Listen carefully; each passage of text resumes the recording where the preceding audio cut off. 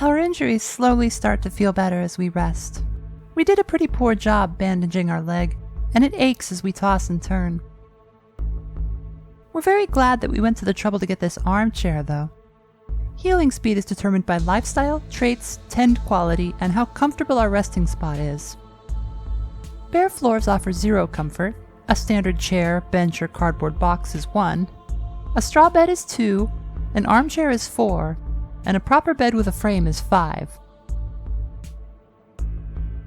On top of any other bonuses you have going, we'll heal 4 times faster if we're asleep, but even when we're awake, just being in a comfortable spot will boost our rate of healing.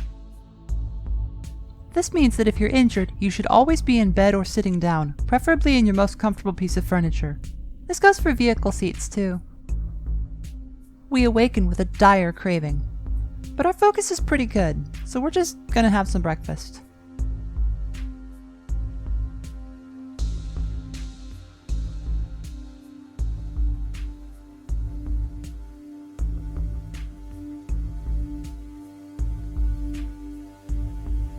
Okay, we can't make any food yet, but we have things to eat here. We'll have these cashews, and what else have we got? These might do it for us, actually.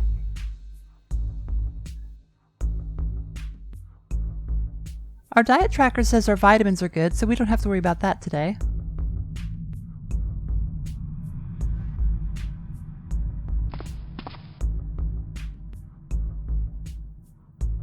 We will hit up the vending machine and get a pineapple juice, though.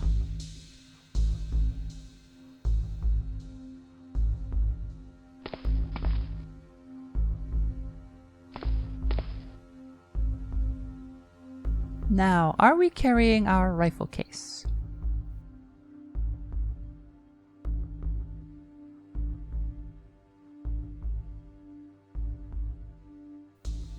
So we've got our cudgel. Oh! Good morning.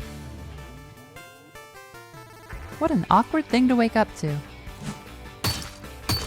As the door swings open, a sea of bodies start to churn through. A small crowd of zombies must have figured out we were back here and spent all night looking for a way in. But this is the perfect place for a fight. Because we're flanked by these 2 lockers, the zombies have no way to get around us. They're forced to fight us one at a time. The only real risk here is if we get badly injured or tired while they're still clumped up there, because our options are then fairly limited. We don't have a safe place to run back to. We keep hammering away with our cudgel, hoping we can hold them here. Zombie cops do have armor, but it's not a lot, and one of the main advantages of bashing weapons is that most armor isn't spec'd for bashing.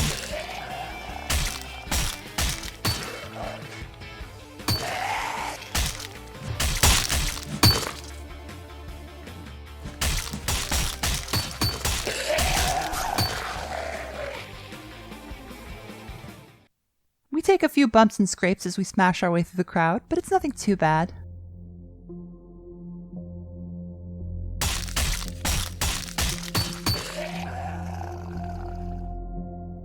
With the doorway clear, we can take a look around and try to figure out what happened.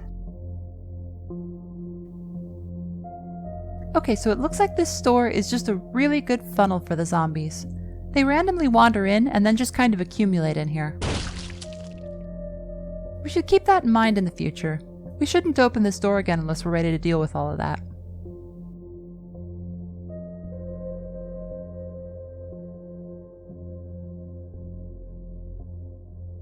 Going through the bodies, we find some chocolate bars,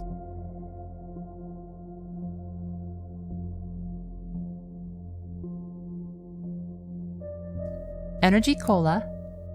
We're just gonna wear our case.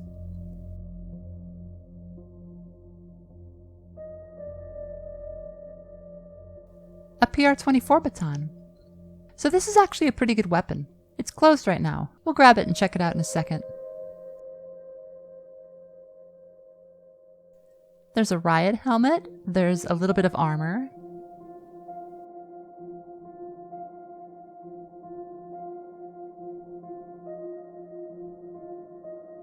So we will grab the leather trench coat, the leather police jacket, the ammo pouch,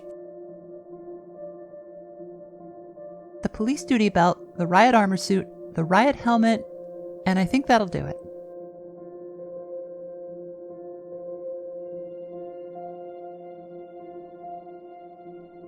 We'll just dump those here and close the door. If we could put up some kind of traps to deal with them getting into that store, that might work out well for us. We'll have to think about that. So obviously these items are filthy and we can't use them yet. If we get them washed, we could repair them or use them for scraps.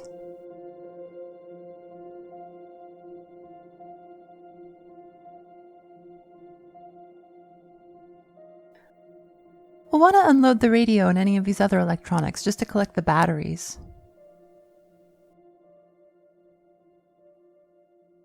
So that certainly startled us, but we wound up with a good collection of odds and ends. We'll just drop some more of this junk.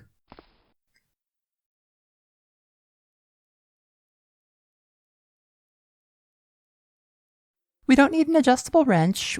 We don't need maybe one flare, but not 3.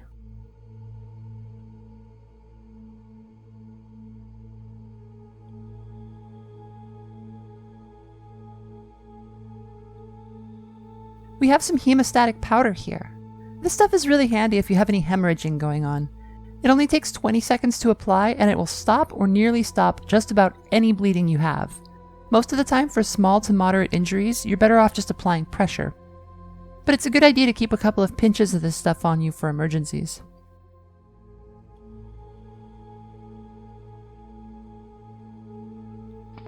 A forums user pointed out that I'd actually missed a pair of jeans back here. Let's see if we can find them. Okay, yeah, so there is a decent pair of jeans that'll fit us here. We just have to deal with this zombie first.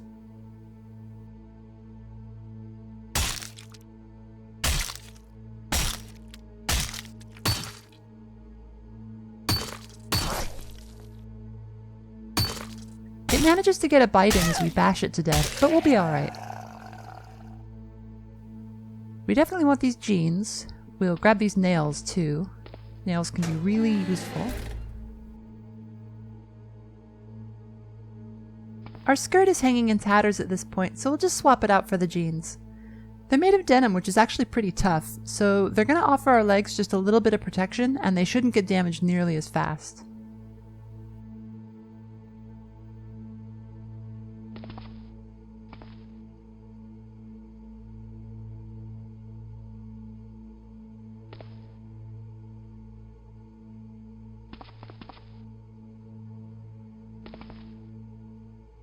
Our cudgel's starting to crack, so let's see about switching to that PR-24 baton.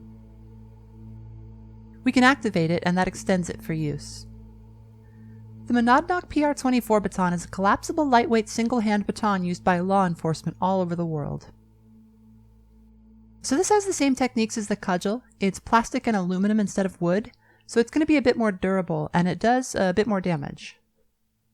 It's 108 moves to attack. Rapid Strike will cut that down to about a half second. That's still a little slower than the cudgel, but I think it'll work just fine.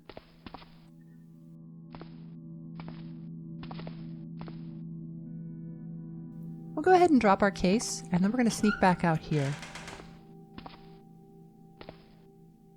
We can see daylight streaming down through the skylights. It might be a good idea to wait until nightfall before we get too active, especially around the food court. But we can see long shadows that extend through the mall, even in the open areas. We could use these to sneak around if we're careful.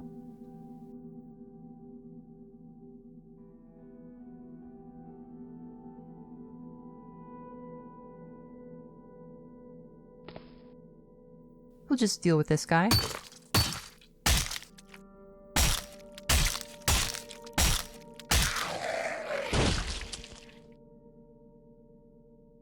So we won't go out this way, but we'll keep it all in mind.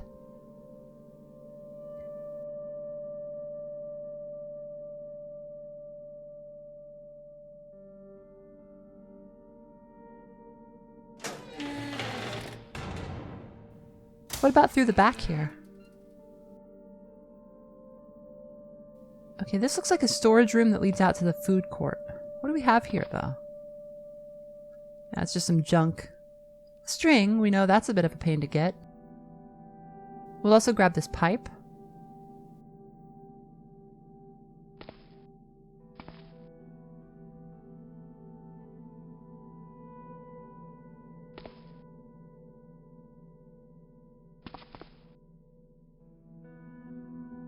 We slink around, just trying to get the lay of the land.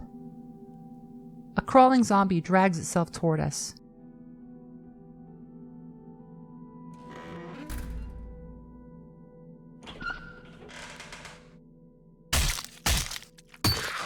We crack it over the head and stomp it with our boot until it stops moving.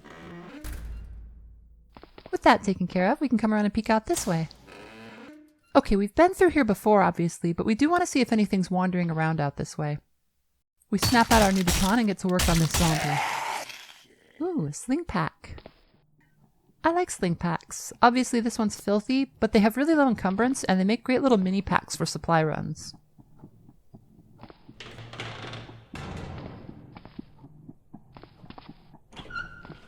The cardboard boxes down here are all destroyed. The zombies must have smashed this place up during the night.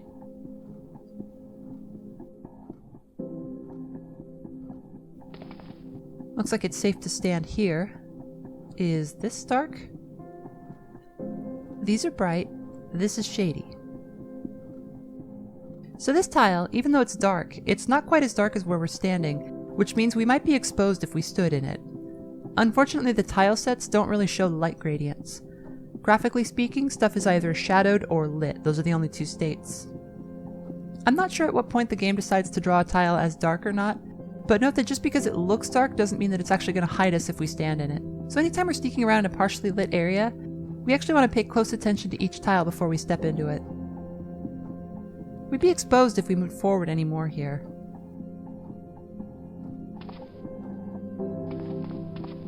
It looks like they've heard us, so we're just going to go over this way and get away from all that.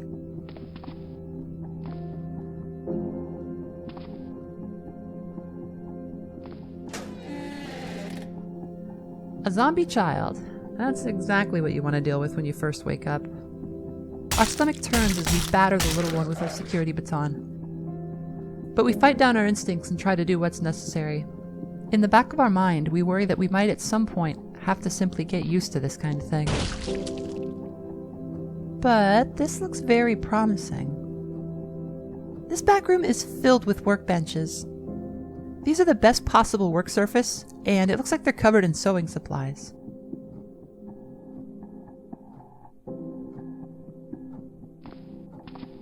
Something's banging on this door.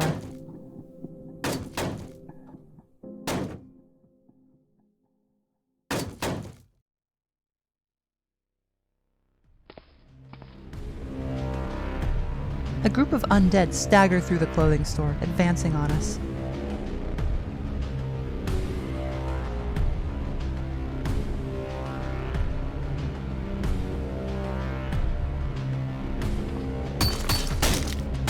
This is not a good place to be standing.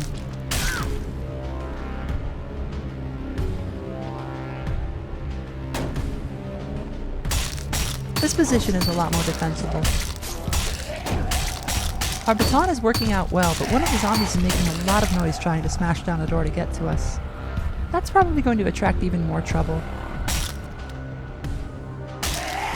And there's an achievement. Sentinel. Mellifera has killed 100 enemies. They just keep coming. We have to catch our breath or we're going to be in real trouble.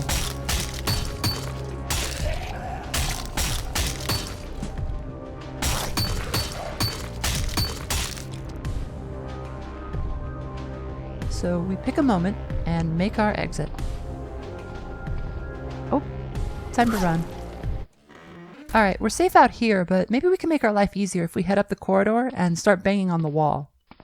Hopefully this will lead them away from the door.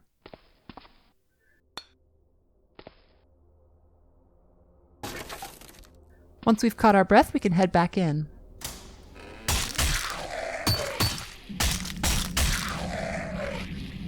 That looks like it might have done it.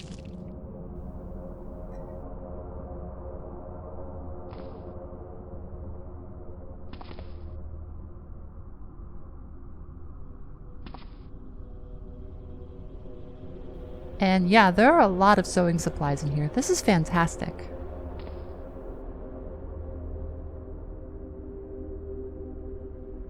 Looking through the pile of bodies, we find some candy, rolling tobacco, a cash card. We probably don't need to bother with cash anymore. There's a pin reamer, which is a tool for poking holes and stuff. It's one of those tools, I don't know if any recipes actually use it, but we have it now. Super glue, fantastic. It looks like some Adderall.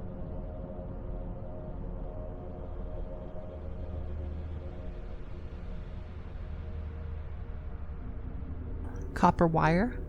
Okay. Non-drowsy cough syrup and a plastic face shield. So this face shield is part of a hard hat. One of these zombies was a construction worker. The hard hat it dropped is damaged and filthy, but the face shield is just fine, and we could attach that to any other hard hat we find. So if we come across one that doesn't suck, we can use this attachment to get some face protection, which we don't currently have.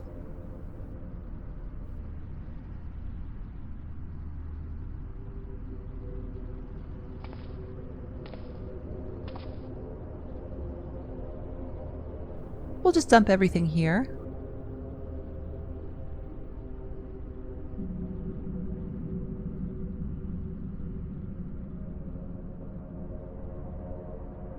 We go back and work through the familiar ritual of smashing all the zombie corpses. Every one we get now is one we don't have to deal with later.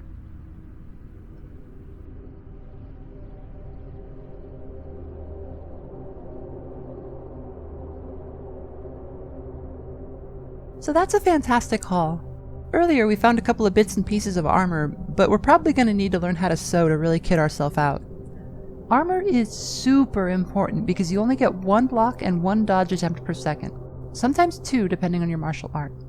So if you're being attacked by multiple enemies or something very quick, you're just gonna get hit eventually no matter how good you are. For most characters, in most situations, armor is one of the most important factors to be successful in combat.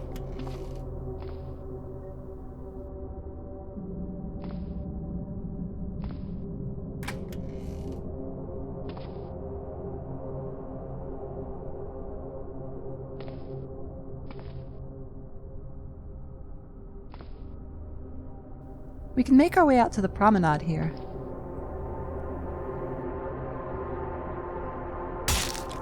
This area is still very dark. It gets brighter over that way, but we're still hidden here. There's another zombie in the shadows. We whack it with our baton over and over until it drops. These fishing waders could be decent as armor, but we don't really need them at this point.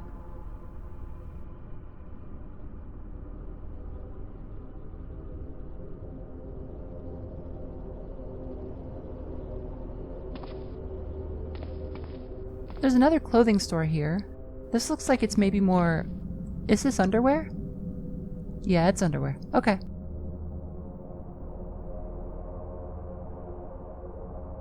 So these thermal electric outfits are great if you're planning on doing a winter start, but you should really grab them if you're planning on becoming a mutant. Thanks to a recent change by the GitHub user A Noob in Disguise, they actually generate warmth for cold-blooded characters. That can be huge depending on your build and the time of year. Wow, okay. I miskeyed there. Our leg aches as we put weight on it. It's covered in bruises and scrapes, and it won't be long before it gives out. We're in a lot of trouble if that happens. We keep cracking heads with our baton, but it seems endless. The dead just keep coming, grasping, biting, and battering any part of us they can get hold of. The pain is nearly blinding at this point. We decide to run.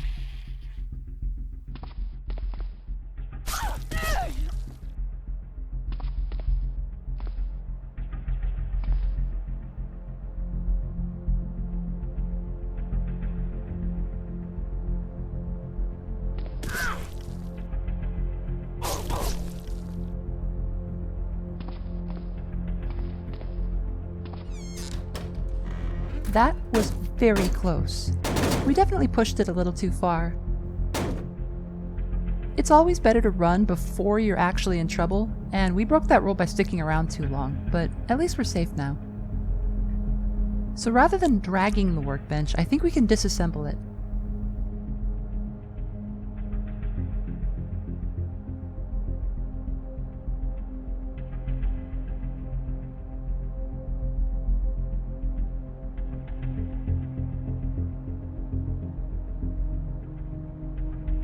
I didn't mean to light that flare, but that's fine, we've got plenty. We've deconstructed the workbench, which turns it into an item. We didn't actually take it apart, we just sort of took it down, and this will make it easier to move. We can haul everything back this way now.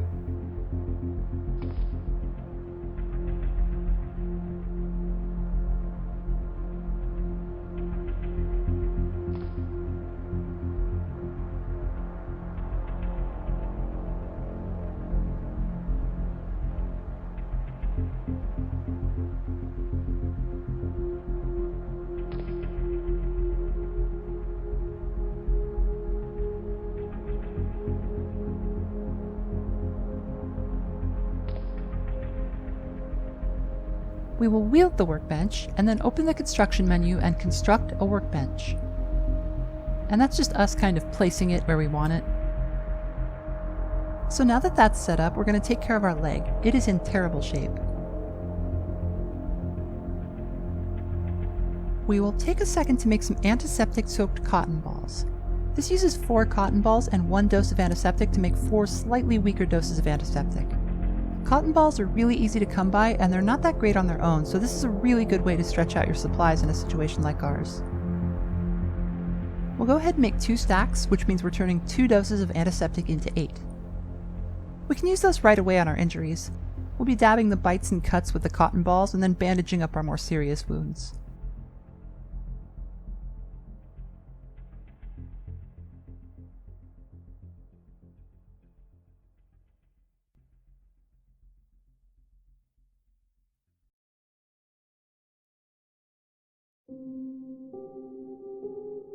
And we can just kind of stick band-aids anywhere that we didn't put actual bandages on. Alright, let's just take that old table apart, we don't need it.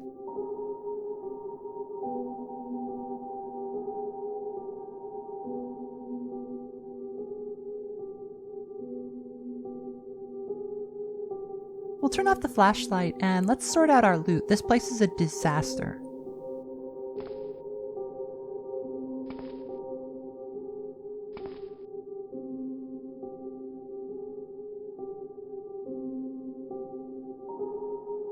The laptop, I believe, is over here. Let's check out these memory cards.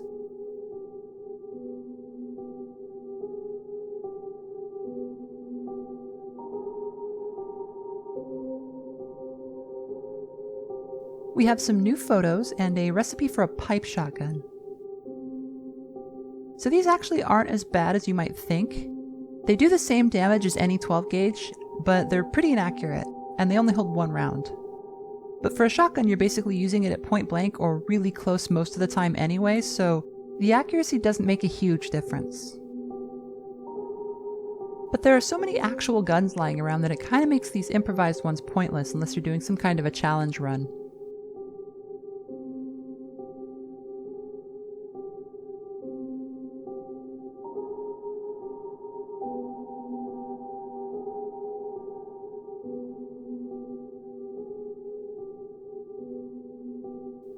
We light a hand-rolled cigarette, turn on our screen, and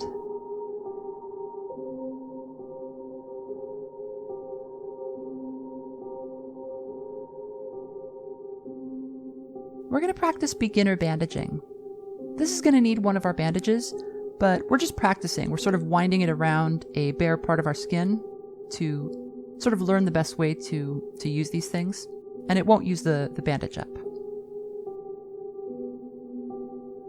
We're just going to keep at this. It's training both our healthcare and wound care proficiency. Wound care proficiency gives a small bonus to effectiveness and a big bonus to speed when treating wounds, so it's always amazing to grab.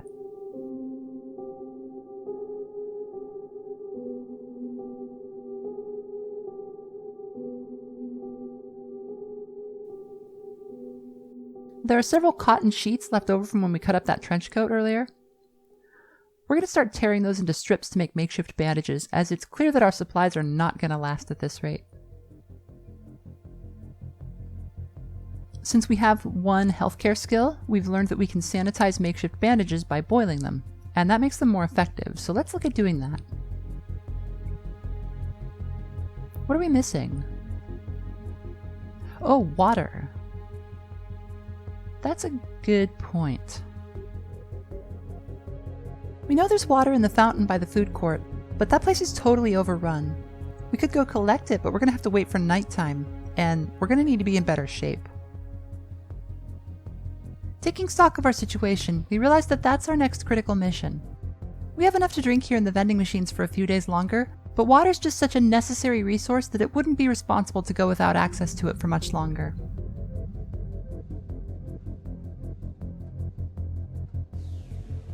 We are now proficient in wound care, so we're going to stop practicing.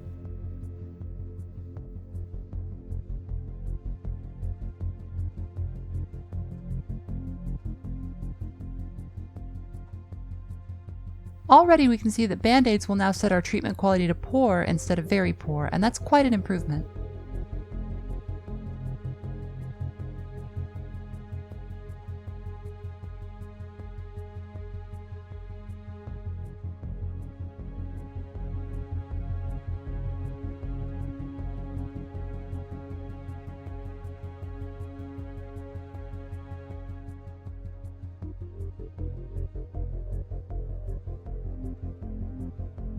So now that we have a rank in healthcare, reading about it isn't as critical as it was.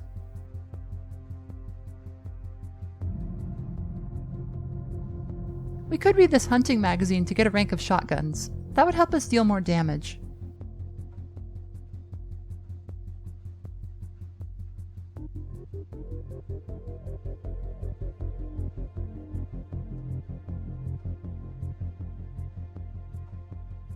It's been nice getting some rest, but our leg is still in really terrible condition. Let's apply some antiseptic. Boy, our right leg isn't doing too great either.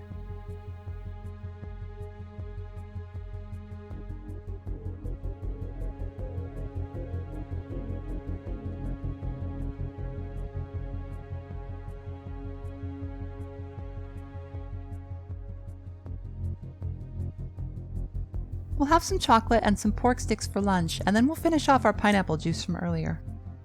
Maybe we'll have a piece of gum after, just for the morale boost. We can't exactly brush our teeth back here. We step up to the vending machine and survey what's left.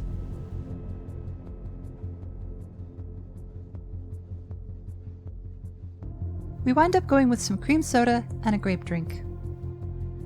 Our focus should be trending upwards, but obviously learning is going to drag it back down.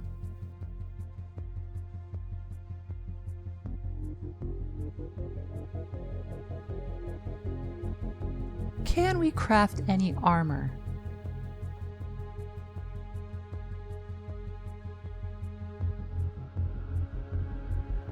So there are some 2x arm guards that we could make.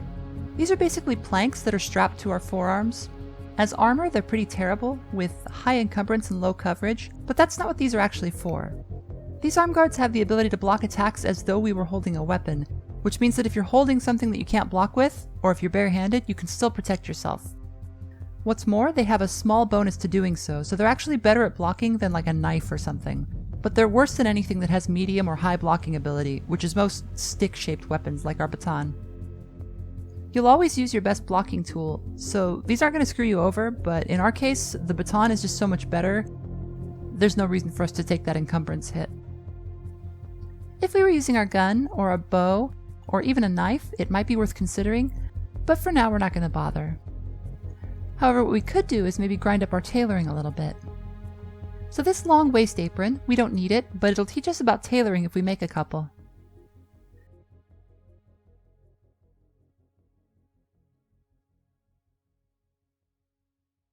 We'll stop whenever our focus goes down too much.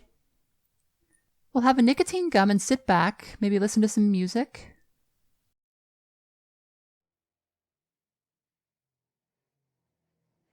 And we'll just wait a while here. Alright, back to work.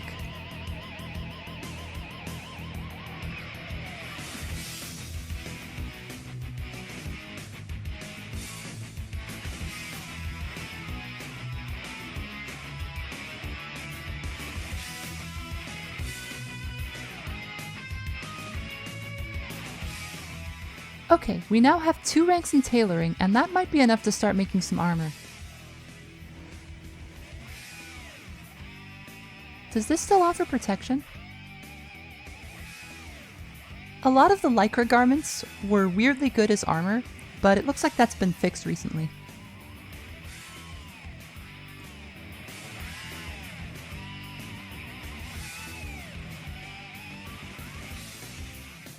We could make ourselves some underwear, because our boxers are kind of destroyed, so let's do that.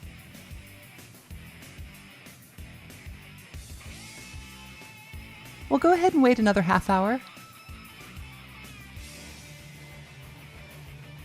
Maybe we'll have some cashews while we relax. It's now past midnight, so we'll take more vitamins and log that in our diet tracker.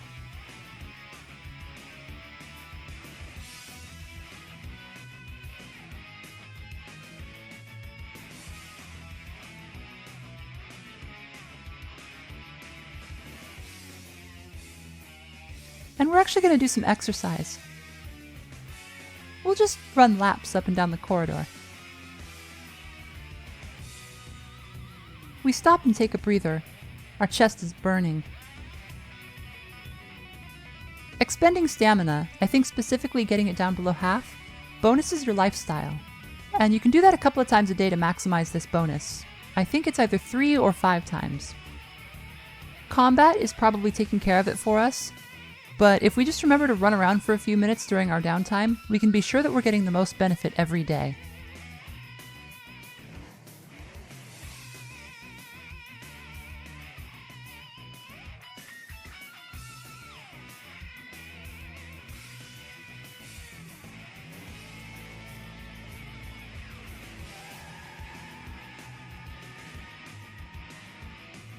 We'll just finish making this underwear.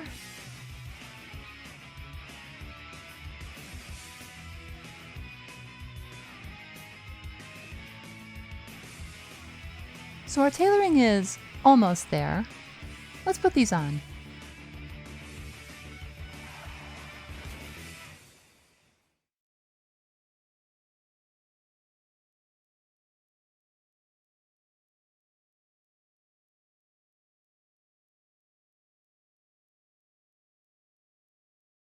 We'll have something to drink. I think we still have that grape soda somewhere.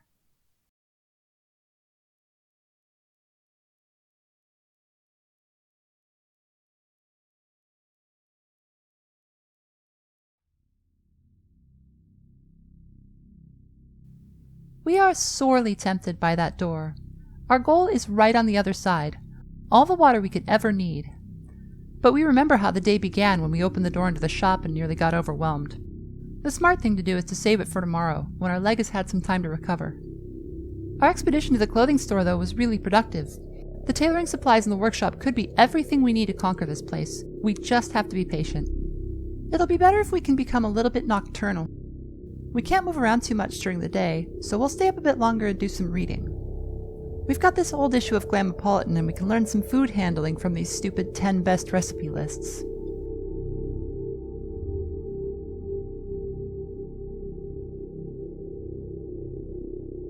Our smartphone tells us that it's 5 a.m.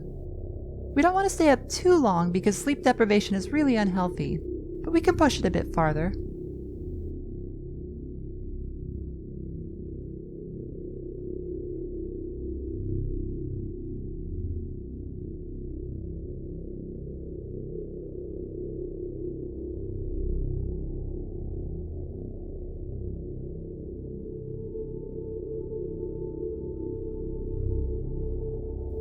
Eventually, our eyes start getting bleary. We pop in our earplugs, we turn our laptop off, and we eat some jerky before curling up in our armchair. We can't seem to get to sleep. I'm not actually sure why, but it's just as well because we should probably top up our bandages.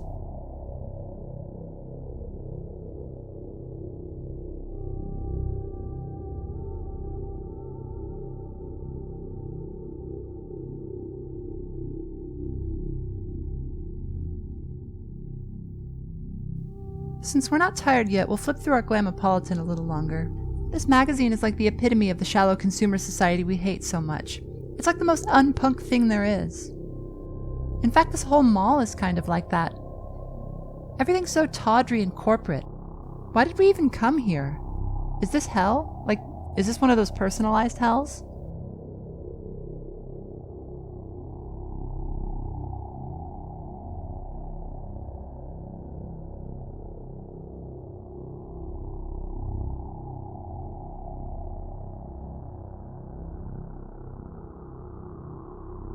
We're getting thirsty again, so we'll have a drink of orange juice.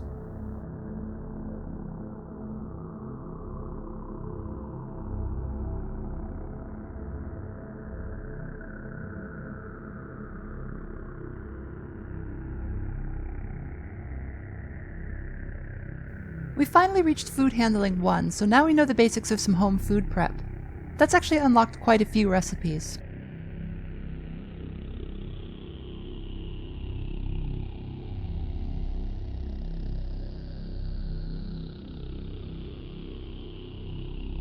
We'll change our bandages for these makeshift ones. There's basically no reason not to use them all the time.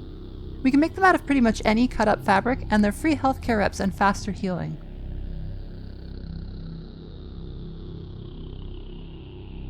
With all that done, we'll try to fall asleep here. But we're still not tired. I'm not sure why that should be. We don't have any stimulants in our system. Maybe we can work on something else.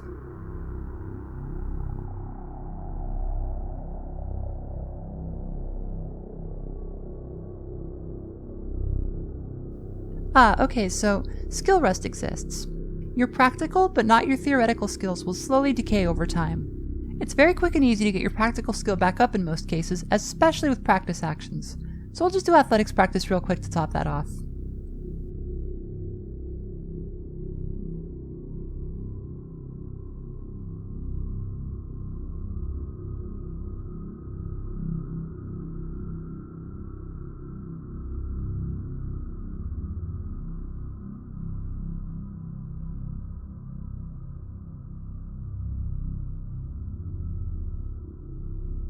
We'll also go ahead and craft something else here to try to bump our tailoring up the rest of the way.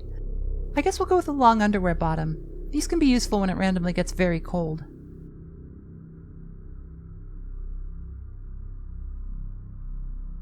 So that takes our tailoring up to 3, and now we can start to make some useful items.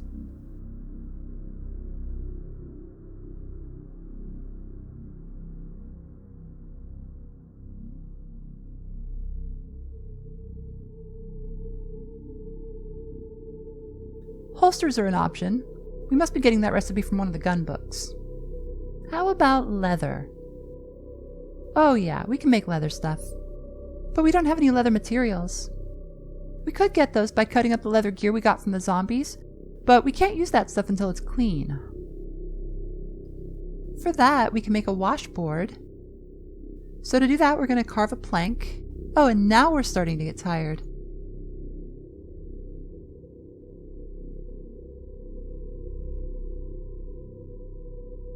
We'll take a caffeinated chewing gum and see if that kind of staves it off for a few minutes.